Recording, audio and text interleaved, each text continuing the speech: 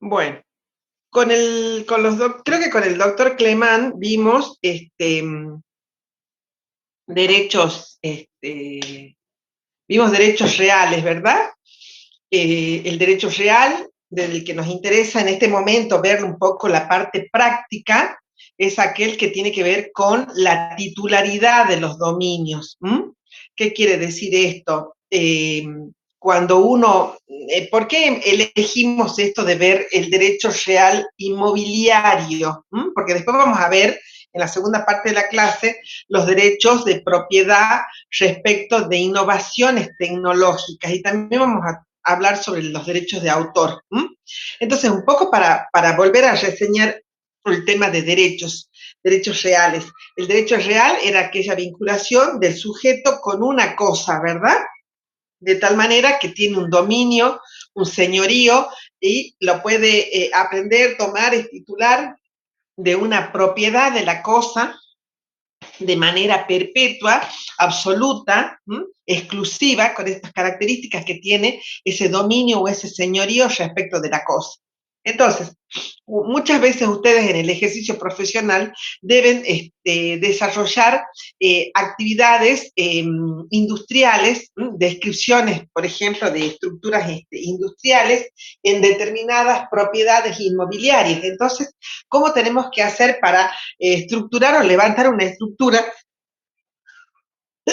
inmobiliaria en una propiedad inmobiliaria? Entonces, lo primero que tengo que hacer es concurrir a la dirección de inmuebles y verificar la descripción del lugar en cuanto a una estructura física dentro de una unidad departamental específica. Por ejemplo, en este caso, estamos tomando que en la Dirección General de Inmuebles vamos a poder acceder a la cédula parcelaria, que es el título público, porque hemos visto que los derechos reales muchos necesitan publicitarse, es decir, inscribirse registralmente para que la comunidad los conozca y de tal manera genere este derecho ante los ojos de todos, lo que se conoce por ahí en los apuntes como ergan omnes, a la comunidad, a todos los hombres. Entonces, cuando yo necesito desarrollar una estructura industrial, pongamos ustedes un galpón o un proceso industrial, instalarlo en una unidad física, inmobiliaria, lo primero que voy a hacer es ver si esa descripción inmobiliaria está dentro de un planeamiento urbano o no urbano, una sección rural. Entonces, en este caso, por ejemplo, se me asigna el que levante una estructura metálica, por ejemplo, galpones para procesos industriales en un departamento que es en el departamento de Metam. Entonces voy a ir a inmuebles, voy a pedir el número de matrícula. Fíjense en ustedes que acá nos va describiendo en qué matrícula, en qué departamento, en qué sección, en qué manzana y en parcela se ubica este inmueble, cuál es la descripción desde el punto de vista de todo lo que se refiere a la descripción eh, física en cuanto a extensión, en cuanto a extensión, en cuanto a límites, para poder ustedes identificar el objeto físico y dónde lo van a desarrollar o dónde lo van a estructurar. Hasta ahí queda claro. Entonces ustedes piden lo que se conoce como la cédula parcelaria urbana o rural para poder identificar el emplazamiento. Por lo general siempre vincula planos, la superficie en cuanto a metros cuadrados, y vamos a ver que en esta primera plancha que tiene esa cédula nos describe todo lo que se refiere a la estructura física donde vamos a desarrollar el objeto. ¿Queda claro entonces? Pido la cédula parcelaria para poder ubicar la estructura, porque hemos visto muchos casos en donde ustedes van a desarrollar estructuras o van a montar una determinada estructura que puede ser transitoria, por ejemplo, y la colocan o la levantan en lugares donde no corresponden a la unidad matricular o catastral de propiedad de estas personas. Entonces, la primera plancha con la que ustedes van a ver les va a permitir identificar la matrícula o catastro y la ubicación con coordenadas, límites, extensión, para que ustedes de esa manera no cometan un error. ¿Queda claro entonces?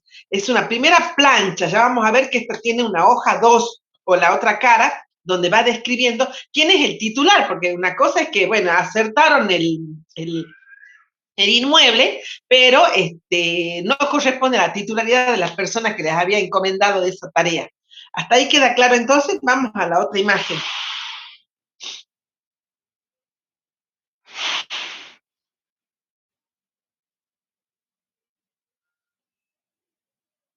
Por ejemplo, veamos que en la hoja 2 o en la hoja que continúa la cédula parcelaria va a describir, a ver si es esta,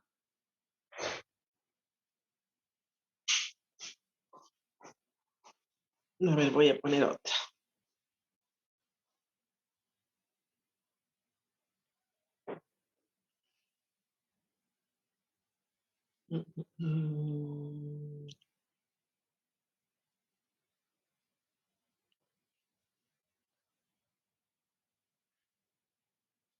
Ay, no sé por qué quiero describir otra cédula, un momentito.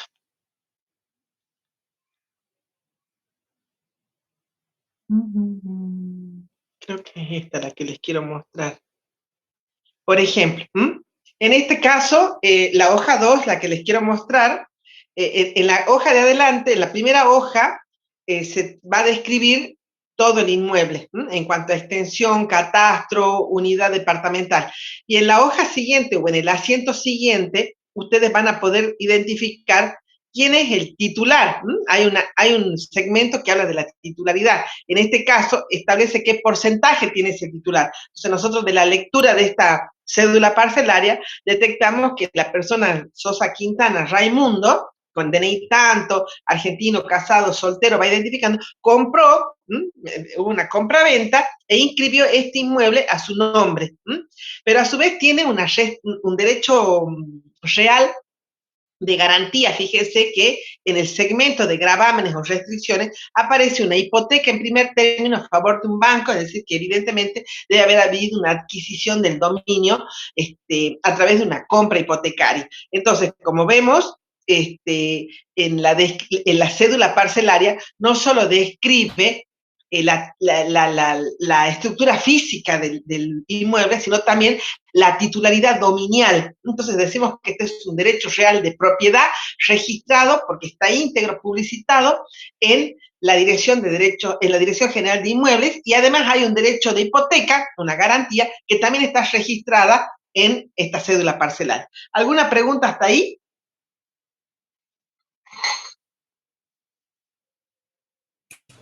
Ninguna, profe, hasta ahora. Bien, bien, bien.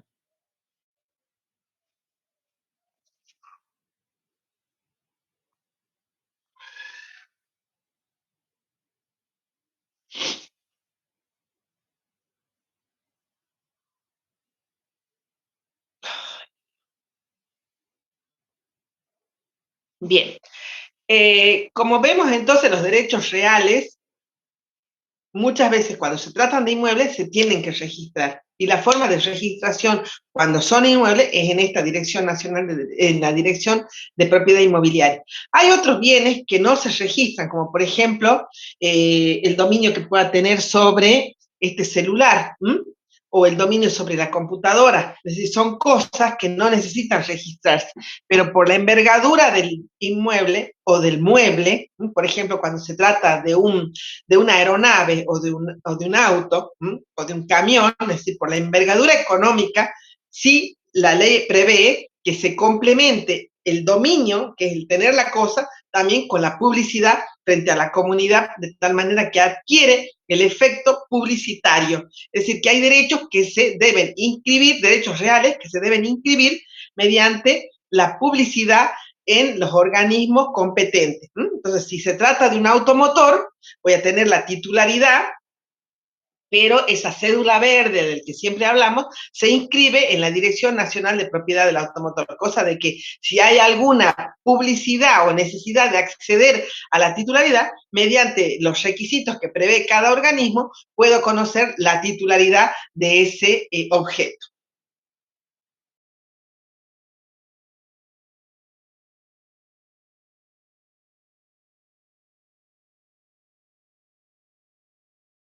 ¿Alguna duda entonces en lo que se refiere a cómo se registran los derechos reales y cuál es el efecto de la publicidad de los mismos en los organismos respectivos? El efecto es que permite el conocimiento a todos, porque si yo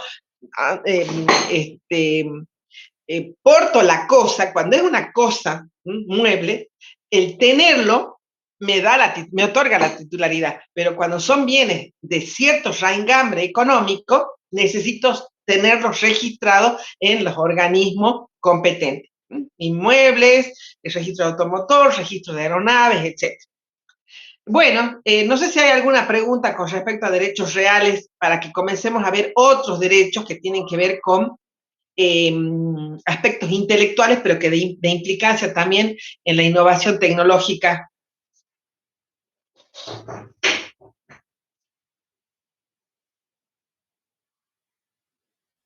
Yo por ahora no, profe. Bueno, vamos a ver otra imagen.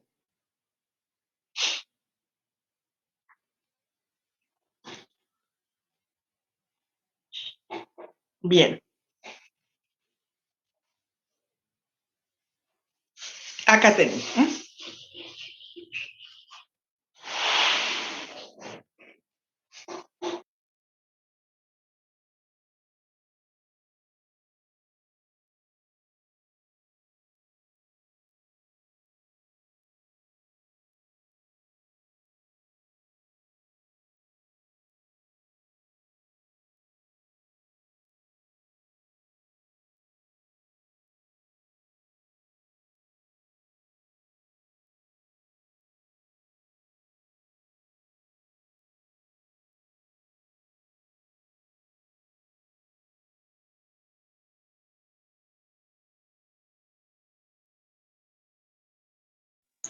Disculpe, profe, está compartiendo, pero está silenciado usted. Sí, ahora lo acabo de ver. ¿Qué pasa? En el ejercicio de la profesión, ustedes están abordando los derechos de propiedad. Entonces, una de las capacidades que ustedes pueden obtener a través de esta titulación de ingenieros industriales es ser innovadores tecnológicos, ¿verdad? Entonces, esa innovación que ustedes van a producir, en la medida que sea de aplicación industrial, les va a otorgar una titularidad, es decir, un derecho de propiedad. Pero ese derecho de propiedad no puede quedar en el aire, ¿no? Tiene la característica de ser un derecho registrable. ¿Qué quiere decir? Así como hay registración para los inmuebles, registración para los rodados, registración para las aeronaves, hay innovaciones tecnológicas que otorgan un derecho exclusivo a aquel que produce una invención de carácter industrial, de tal manera que la sociedad puede acceder al conocimiento de esa titularidad y les otorga la exclusividad a ustedes por un determinado ciclo, de tal manera que ustedes con esa titularidad pueden utilizar esta innovación, venderla, fabricarla, importarla, otorgar licencias de uso, porque son los amos y señores o tienen el dominio respecto de esta innovación. Entonces, ¿con qué nos encontramos? Con que las patentes de innovación son documentos que titularizan al autor con una innovación o con una producción de incidencia tecnológica. Tengo que registrarlo, tengo que solicitar ante el Ministerio de Economía y específicamente la Secretaría de Industria y dentro de ella un departamento específico conocido como el INPI o Instituto Nacional de Propiedad Industrial, presentar este objeto, ya vamos a ver qué es lo que presentamos, con todas sus descripciones, con todas sus características, una solicitud para que se nos asigne esa propiedad. Pero esa propiedad va a tener el alcance de conocimiento público, entonces es una publicidad registral. De tal manera que en este caso, por ejemplo, el INPI, en el año 2009, en la ciudad de Buenos Aires, el 30 de enero, le otorgó el título de patente de innovación a esta persona, que es Héctor Morandi y Mario Alberto, le otorgó la patente sobre un aparato móvil para la inyección de vapor destinado al tratamiento de pasteurización de la tierra para el uso en frutas, flores, hortícolas, que él es el que es titular por el plazo de 20 años, improrrogables, son 20 años y allí se termina, la titularidad para él poder utilizar, vender, fabricar, importarlo, exportarlo, es decir, tiene la exclusividad respecto de este producto que ha presentado como de su autoría y de su ejecución o innovación. Es un plazo de 20 años, improrrogable, pero además hay que ejecutar ese uso. ¿Por qué? Porque si durante 2 años seguidos no ejecuto esa utilización, la fabricación, la reproducción, la importación, o no otorgo una licencia de uso, ese derecho se puede caducar, es decir, está registrado, pero no está en ejercicio. Entonces, es un derecho que tiene que tener un ejercicio, denunciarse un ejercicio cada 2 años. Si no lo ejercito, voy a entrar en una caducidad del derecho de patente. Bueno, ¿cómo se acredita entonces la titularidad de esta innovación tecnológica? Es decir, yo puedo desarrollar un objeto o un proceso y darle un destino de innovación en la medida que nunca antes alguien lo haya registrado, nunca lo haya patentado, y a partir de allí, la titularidad de esta patente, mediante la descripción de determinados planos o croquis o memorias descriptivas, me otorga esta titularidad en forma individual o colectiva, porque pueden ser 2 o más personas, y yo voy a tener la extensión de ese derecho en todo el territorio de la República Argentina, si acudo a la ley de patentes de nuestro país, y voy a tener la titularidad de ella a través de el tiempo previsto, que son los 20 años. Todo esto que les estoy diciendo está en la ley de patentes de invención, que es la 24481. ¿Por qué ustedes creen que esta patente tiene un plazo limitado? Les cuento que si uno produce, por ejemplo, una innovación, algo no inédito, ¿no es cierto? Crea con el intelecto alguna descripción intelectual, artística, literaria, la titularidad va a ser de por vida, porque eso se protege con la ley de derechos de autor. En cambio, las patentes de invención se protegen con la ley de patentes de invención y modelos de utilidad. Entonces, la diferencia que hay que cuando uno registra una obra intelectual puramente abstracta, o matemático abstracta, esa titularidad se protege con la ley de derecho de autor y esa ley le otorga de por vida al autor y se transmite incluso hasta los herederos. En cambio, las patentes de innovación o modelos de utilidad tienen el carácter de ser temporario, por 20 años, y si no los ejecuto, puedo caducar. ¿Por qué ustedes creen que hay una diferencia entre que con un producto intelectual y con un producto industrial tecnológico hay una diferencia en cuanto a la extensión del derecho? A ver quién se anima a comentarnos. ¿Cómo es la pregunta, profe?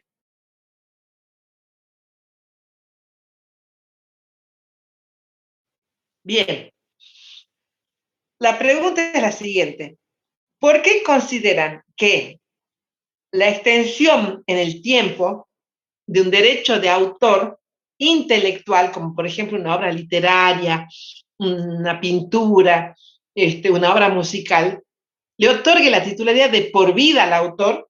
En cambio, una patente de invención le otorga en forma temporaria por 20 años y le exige que se ejecute, porque si no entra en una caducidad de a los 2 años de no haberla puesto en ejercicio.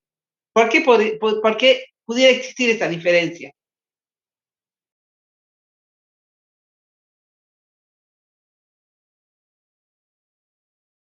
Y por la naturaleza de los inventos, profe, puede ser que las pinturas y las obras literarias son arte y no caducan, o sea, no se hace más nada con eso de reproducirlo, digamos. En cambio, las patentes de invención tecnológica, el objetivo es crear eh, objetos, hacer objetos con ese desarrollo e innovación tecnológica. A ver, ¿alguien más puede encontrar la diferencia? Por ahí andamos, O andamos. también, profe, se Mira, lo podría mejorar lo que es la parte de innovación. Por eso, digamos, dura 20 años nomás. perfecto, por ahí andaría. ¿Podría ser, profe, por parte de la actualización de las cosas? Perfecto, perfecto. La generación, la generación. Es decir, una innovación industrial al Estado argentino, o a cualquier Estado, ¿qué le interesa? Fagocitar qué? La innovación, la generación, la regeneración. Yo no digo que una obra intelectual no se regenere, no, puede haber un mejoramiento, pero ya hay una autoría de una creación intelectual que le da la titularidad de por vida a su autor. Ahora, la obra intelectual es una obra que tiene perpetuidad y se transmite a los herederos por 70 años después de la muerte del titular. En cambio, la innovación tecnológica lo que busca es foguear a que el producto se regenere y sea de utilidad para una comunidad determinada en esta innovación de la tecnología, que tiene un ciclo de duración. Es así. Me parece que los tres han sumado del porqué de la normativa. Porque si nosotros dijéramos, la patente de dimensión es perpetua y además se traslada al heredero, no pudiera haber una innovación tecnológica. Ahora, lo que me decía recién ahí la compañera era de que, por ejemplo, las obras intelectuales, creo que decía, si no las ejecutan. No, aun cuando las ejecuten o no las ejecuten, si León Gieco dice, mira, me está plagiando una determinada, solo le pido a Dios o alguna de esas canciones, evidentemente el derecho de autor lo protege de por vida a él y a sus herederos. La patente de dimensión lo que no es a la uso o no uso de la cosa, sino lo que está buscando es fagocitar la innovación tecnológica. ¿Entendido? Bien, esa es la diferencia. Lo importante es tener en claro esto, que puedo desarrollar una descripción de un programa de base industrial, pero es solamente una descripción lógico o lógico-matemático. En ese caso, ¿es patentable? No, es protegido con el derecho de autor, pero en la aplicación y como resultado de innovación tecnológica, ahí sí lo puedo patentar. Por ejemplo, ¿qué pueden haberse patentado? Bueno, en este caso, como vemos, una máquina. Pero también está patentado, ¿vieron el tema este del mate este que es con mateo creo que se llama, que es un mate de caucho, estos polímeros de colores? Bueno, eso está patentado, porque es una innovación de aplicación a la industria y sin embargo está patentado y está registrado. Le asigna una titularidad o una bombilla. Hay innovación respecto de esto, aun cuando podemos decir que es un uso un placebo, pero que no es una industria, como por ejemplo esta máquina que tenemos. Entonces es una innovación, porque los máteres estándar y apareció Mateo como este mate que nos revuela a todos, ¿no? Entonces, la ley de patente de invención es una ley marco que protege las innovaciones y le otorga la titularidad y el certificado de titularidad al autor de un producto de innovación tecnológica novedoso. ¿Cuál es el organismo? El organismo que hemos dicho es el Instituto Nacional de Propiedad Industrial. ¿Cuál es el plazo? El plazo de duración son 20 años. ¿Cuál es la condición? Tengo que ponerla en ejercicio. Veamos en qué ámbito territorial podemos usar esta patente o este título de patente. Y bueno, en principio, si lo solicitamos en Argentina, la titularidad va a ser, las patentes son territoriales. Es decir, que uno debe tramitar la solicitud de patente en el país en que desea tener esta exclusividad. Si yo tengo una innovación producida en Escocia y la quiero ejecutar en Argentina, tengo que solicitar esa exclusividad y requerir la registración de la patente extranjera en el territorio argentino. Es decir, las patentes de Argentina solo son efectivas dentro del territorio de Argentina. ¿Por qué? Porque por el principio de soberanía. Entonces, el Estado puede conceder o no la solicitud de registración de una patente a un particular. ¿Cuándo se caducan? Ya conocemos un sistema de caducidad. En principio era cuando no se la explota en los 2 años siguientes desde la concesión. Es decir, si acá el 12 de diciembre del año, a ver en qué año fue que se la otorgó a esta, ya le digo, del 2009. Profesora, Sí. una consulta. La patente, en el caso para el territorio argentino, ¿se considera a la porción de terreno que está destinado para uso científico de la parte de la Antártida? Claro, Ah, claro, perfecto. claro, porque es territorio argentino. Bien, volvamos a ver cómo se extingue el derecho de una patente. Ya conocemos uno. El primero que dijimos es cuando no se lo explota en los 2 años siguientes desde la concesión. Si nosotros vemos aquí esta patente, vemos que se la ha concedido en el año 2009, el 30 de enero del 2009. ¿Cuándo entonces se produciría la caducidad? Si hubiera producido la caducidad, si no la ejecutaba, dentro de los 2 años siguientes, el 2009, 2010 y 2011. Si no lo hubiera puesto en ejecución, caduca. También puede expirar por el vencimiento del plazo. Acá fíjense en cuándo expira esta patente de invención. El 12 de diciembre del 2023. También puede expirar porque renuncia el titular. Sí, bueno, ya presento mi renuncia a la patente de invención. Perfecto, pasa al dominio público.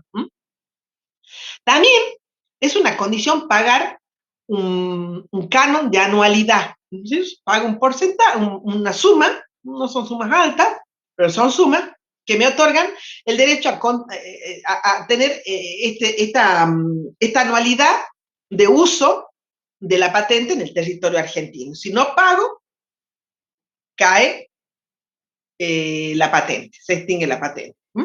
Entonces, ¿qué son las anualidades? Son tasas que se pagan para el mantenimiento y que permiten la vigencia de la patente, y son exigibles para, por ejemplo, cuando quiero conceder una licencia, conceder una explotación, bueno, entonces hay que computar a partir del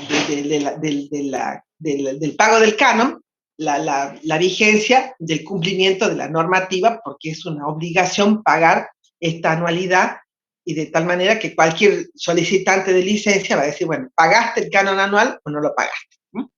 ¿Por qué tendría que registrar mis patentes de estas innovaciones? ¿Por qué? ¿Por qué tengo que patentar? Y porque me otorga justamente la garantía del uso exclusivo, del dominio exclusivo en el territorio argentino, e impide que otro pueda usar esta innovación sin mi autorización, o que pueda mejorarse otras innovaciones a partir de una base que yo describí, y presentarla como una patente ejecutada o desarrollada por ellos. Entonces, perdón, un invento desarrollado por ellos. Entonces, necesito registrarla para garantizar mi uso exclusivo. Ahora, puede ser que en el desarrollo de la patente, del producto, todavía no llegué a la conclusión, a la ejecución final. Entonces, ¿puedo pedir algo precaucional, una garantía precaucional por parte del Estado? Sí. Puedo pedir lo que se conoce como un certificado de prioridad. Es decir, declaro de que inicio el trámite y en un año previo a la fecha de la presentación definitiva de la solicitud, digo, bueno, ya tengo el derecho de prioridad, que es un derecho a pedir un certificado de prioridad para que se diga o se conozca por la comunidad de que hay una persona que está en el desarrollo y que en menos de un año va a presentar la patente total, el invento totalmente definido para ponerlo a patentamiento. Ahora, ingreso a la patente, sí, se ingresan con formularios, se describe con una memoria descriptiva, con desarrollo de croquis, plano, lo que fuera necesario para describir el objeto, pero la característica es que también tengo una manualería relativa a la descripción de alguna palabra en extranjero o algún término alfanumérico que necesito describir mediante código, bueno, lo tengo que describir para que mediante la lectura se pueda identificar el objeto a innovar. El resultado, el destino también, ¿para qué tienen esta funcionalidad? Acá vemos nosotros que tenemos que la concesión indicada, ¿para qué? ¿Cuál es el destino? Es importante indicar el destino, porque no se van a poder patentar objetos que sean descubrimientos meramente matemáticos o formulaciones matemáticas o abstractas, porque eso van a ir al derecho de autor. No se pueden patentar, por ejemplo, programas de computación, porque eso va a derecho de autor. No puedo patentar innovaciones que puedan atentar contra la salud pública o contra las personas humanas. Por ejemplo, un aparato que permita poner fin a la existencia de la persona y que no es un arma, porque nosotros tenemos la identificación de lo que es un arma. Entonces, no se pueden patentar objetos que vayan contra el orden público, la moralidad, la salud, la vida de las personas, o que afecten el medio ambiente. Esos objetos no se pueden patentar. Entonces es importante darle la descripción en la solicitud e indicar el destino, porque todo ese formulario de inicio del trámite pasa a una comisión y la comisión interna de patentes es la que se encarga de analizar si ya está registrada, si es innovación, si ya ha pasado un plazo, si es un mejoramiento de otra patente, si el titular de la patente autorizó ese mejoramiento, van a tener que presentar las constancias y de esa manera, cuando pase el dictamen de esa comisión, el Instituto Nacional de Propiedad Industrial otorgará el título de patente. Lo que les quería decir que la diferencia es que, por ejemplo, una obra intelectual, una obra artística, ¿no?, que va con la ley de derecho de autor, se registra en la Dirección Nacional de Derecho de Autor. En cambio, las patentes de invención se registran en el Instituto Nacional de Propiedad Industrial. Son organismos totalmente diferentes. Ambas normas tienen entonces identificado cuáles son los objetos de protección, cuál es el plazo, cómo caduca, cuál es la autoridad de aplicación, cómo es el procedimiento para patentar. Todo esto va también como una guía de cuál es la lectura que ustedes tienen obligada a hacer respecto de la ley de derechos de autor, derecho de derechos industriales, de patente, y por sobre todo saber lo que es la patente precautoria o la garantía previa que tienen para asegurarse de que una patente dentro de un año va a ser solicitada respecto del producto que están pidiendo en la protección. Ahora, un modelo de utilidad también puede ser objeto de una registración, como por ejemplo, un modelo de utilidad es una virome, una virome que pueda